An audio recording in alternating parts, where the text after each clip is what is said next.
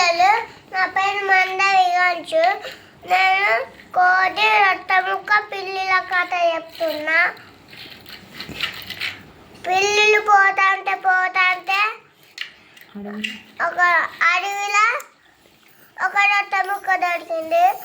కొట్లాడుకుంటాను, గాలని కొట్లాడుకుంటాను. ఇంకా మనకు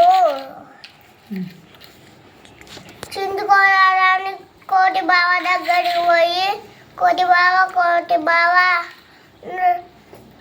ఇంకో రొట్టె ముక్కను శేషారం చేసేవా అంటే తరాజులా రొట్టె ముక్క పెట్టి ఇటు అంటుంటా, అడ్డింటండి ఇట అంటుంటే, అడ్డింటండి ఇట అంటుంటే, అడ్డింటండి ఇట అంటుంటే, అడ్డింటండి ఇటుంటే అడ్డింటండి, ఇటుంటే అడ్డింటండి. అప్పుడు ఉండదు ఇటు ఎక్కువ ఎత్తుకోవడానికి పోతుంది.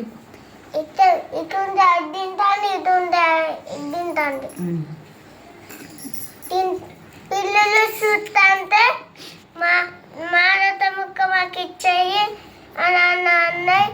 అప్పుడు గుంజుకొని తిన్నాయి. మళ్ళా మనకి ఇంకా ఏమన్నా దొరుకుతాయని పోయినాయి అడవిలో. Very good.